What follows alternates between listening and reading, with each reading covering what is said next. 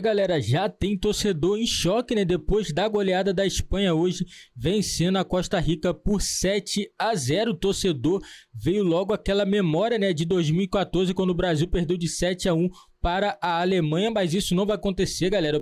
Para mim, o Brasil não tem mais essa possibilidade do Brasil levar esse 7-1, não. Para mim, eu não vejo nenhuma seleção capaz de fazer essa goleada no Brasil. Mesmo se for Espanha, se for o que for, não tem como. Só falando a verdade, o Brasil não tem como levar uma goleada dessa magnitude mais na Copa do Mundo. A não ser que esses jogadores tirar o pé, coisa que eu não acredito que vai acontecer. A seleção brasileira hoje para mim tá muito capacitada a chegar nessas finais aí da Copa do Mundo, mas Copa do Mundo, todo mundo sabe, não tem seleção boba. Bora acompanhar aqui, galera, o pessoal do Sport Center falando tudo sobre a seleção brasileira, que a seleção brasileira precisa de alerta máxima contra a seleção da Sérvia, principalmente na bola aérea. Bora acompanhar aqui o Sport Center, lembrando, o link vai estar na descrição, crédito total ESPN do grupo Disney. Bora lá pro vídeo. Complicado, porém eu acho que ele vai jogar também. Eu acho que isso pode ser legal para a seleção brasileira. Agora a Suíça eu tenho alguns pesadelos. Eu acho um time encardidaço, assim. Os caras defendem como ninguém. E individualmente muito pior, não. Pior que a Sérvia. Não tem nenhum jogador que você fala, nossa, esse cara é muito bom técnico, vai fazer a diferença. Agora é uma estreia legal. Desculpa, Renatinho. E na coletiva o Tite também falou sobre o time titular ou não, né? Vamos ver. A equipe eu não vou defendê-la, não. Por uma questão própria de não dar ao adversário a possibilidade de saber se joga com um ou com outro. Né? De saber, um vai ter um jogador mais agressivo, o outro vai ter um jogador mais de movimentação, enfim, as variações que vocês sabem eu não vou colocar. Né? Um dia ele estava com o Thiago, eu dei uma entrevista com vocês, aí ele falou assim, não fala os movimentos táticos nossos, não. Eu não falo, por isso que eu falei agora tu não vai falar, ele está dando qual é o posicionamento do Neymar que ele tem entre linhas, assim. Mas aí não é nada excepcional, não. Um pouquinho da experiência no mundo árabe. E eu tenho também uma passagem aqui por 2 vezes, e tenho gratidão, por entender também como é que é a atmosfera, o clima aqui, o quanto ele tem de interferência.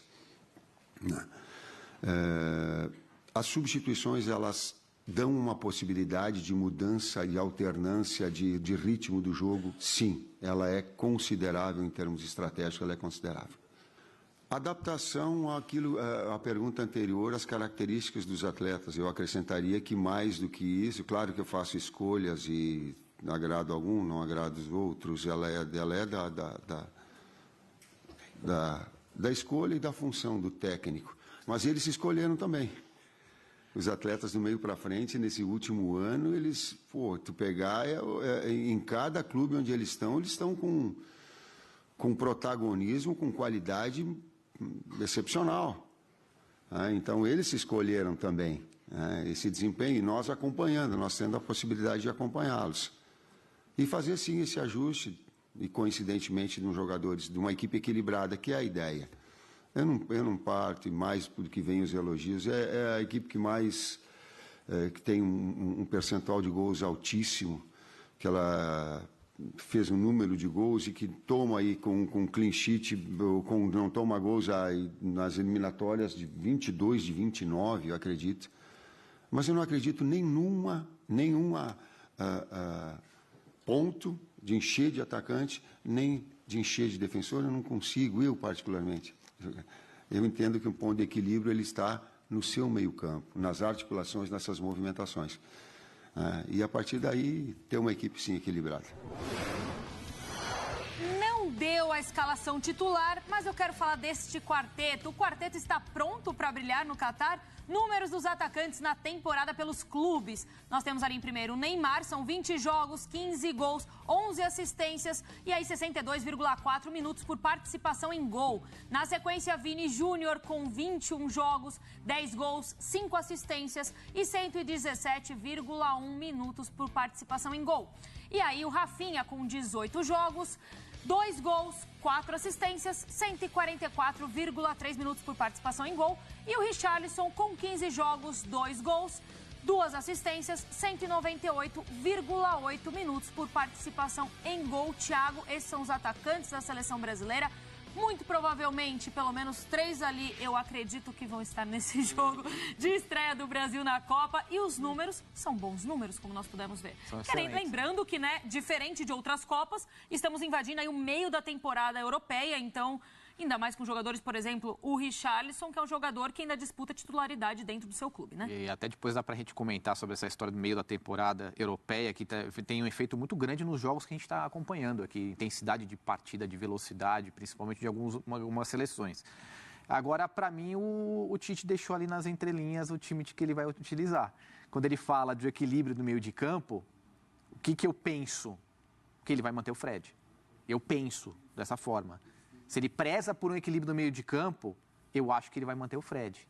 Ele pode trazer o Paquetá, também vai manter equilibrado o meio de campo. Eu penso diferente. Eu acho que ele vai manter o Fred, e eu falei isso ontem. É uma opinião minha apenas. Não, claro, né? A gente está supondo aqui, na verdade. Exatamente. A gente só vai descobrir amanhã isso tudo. Pelo que eu conheço do professor Adenor, assim, a minha vida inteira, eu tinha certeza que ele ia manter o Fred, mas eu não tenho mais... Agora não tem mais. Não, mas eu penso nesse equilíbrio muito com o Paquetá, mas deixando ele não precisando abrir pela esquerda, colocando o Vini Júnior. A não ser que... que é difícil você manter o Paquetá fechado ali, né? Então, mas se você coloca o Vini Júnior, ele vai ter que se adaptar ali para esse trabalho com o Neymar. Em questão de equilíbrio, eu não acho que desequilibra. Eu acho que o Paquetá... Nenhum nem outro desequilibra, na verdade. Eu não acho que o Fred entregue tanto mais sem bola que o Paquetá. Eu acho que é bem parecido nesse sentido. A questão é o seguinte, né? Vai exigir muito dos jogadores de beirada. Tipo, o Rafinha e o Vinícius vão ter que baixar bem quando precisar. A gente estava até discutindo isso, né? Sobre o Tite falar, não vou dar escalação. E isso é novidade. Porque o Tite, somente na carreira por clube, a vida inteira ele chegava na coletiva pré-jogo, o time é esse. E assim, eu acho que é uma resposta muito para crítica, ele se fechar, porque eu acho que é algo que muita gente criticou em vários momentos. E assim, também não precisa falar, sabe? Acho que não muda muita coisa. Na verdade, se ele falasse... O Dom que falou esse ponto, né? É isso. Se ele corre o falasse, risco de estragar, né? E se ele não fala, óbvio que o treinador da Sérvia sabe que ou vai se jogar o Paquetá por lá, é um tipo de movimento... As comissões hoje se preparam para várias situações. Eu não acho que isso ganha jogo, que isso... Claro, pode ali num detalhezinho e tal, até porque o Tite não é um cara de surpreender, que vai mudar metade do time. Isso não vai acontecer.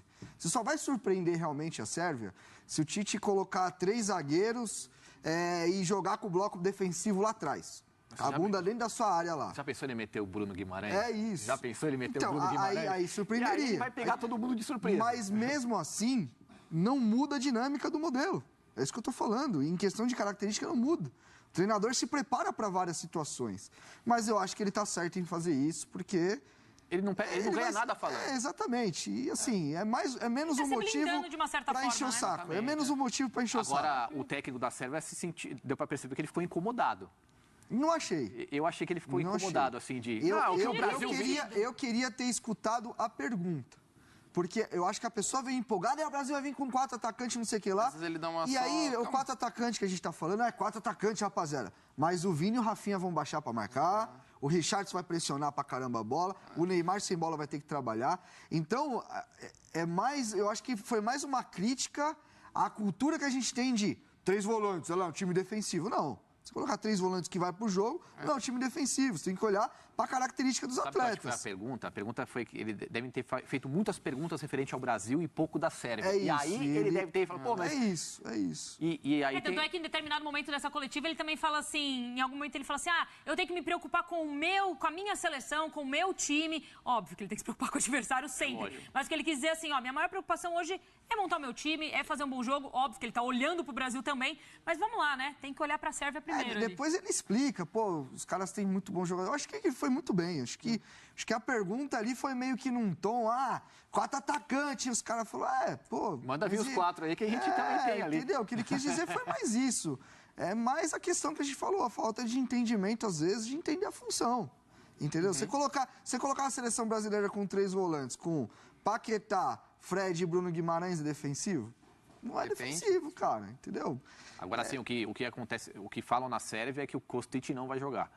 Teve a O informação Mladenovic deve jogar pela esquerda, também não muda muita coisa. Mas Então, mas ele falou tecnicamente muda, mas... Então, mas isso aí é dúvida, mas ele foi perguntado também na coletiva e ele falou que, não sei dizer se ele vai jogar, ele não respondeu isso, mas ele falou que o Kostic está bem. Ele falou, ele está bem.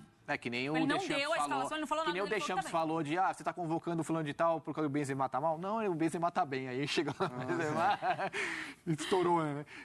Mas não muda muito. E aparentemente iria com Vlahovic e Mitrovic. E aí acho que é algo que o Brasil tem que se preocupar. Na coletiva também tivemos o Thiago Silva, ele participou ao lado do Tite e os dois falaram sobre o Neymar. Eu acho que o Neymar chega para uma competição tão importante num nível muito bom, né? Teve uma preparação diferenciada, diferentemente das outras Copas, onde de 14 teve aquela lesão no momento que ele estava sendo decisivo para a nossa equipe, né? Em 18 chegou de uma forma diferente, ele teve uma lesão importante, então isso com certeza abalou um pouco, né? Não chegou no melhor modo Neymar de ser. E nessa agora, com certeza, com a preparação diferenciada e sem lesão, sem preocupação nenhuma, com certeza chega um Neymar bem melhor preparado.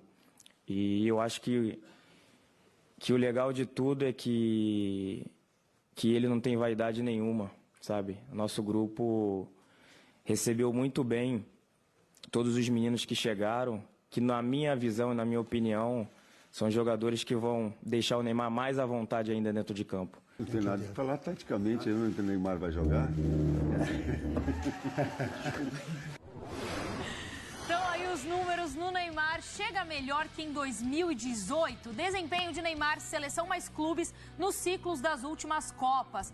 Em números de jogos, no ciclo de 2018 foram 204 contra 166 no ciclo de 2022. Em gols foram 136 no primeiro ciclo e 107 agora nesse último ciclo. Em assistências, 77 e 70. Participação em gol por jogo. No primeiro ciclo, em 2018, era 1,04 e nesse ciclo, 1,10. Donk. Achei bons os números. Os Pensando Sabe o que é em mais número de louco aí? jogos... É que os números de 2018 são melhores, mas ele chega na Copa de 2018 meio baleado, né?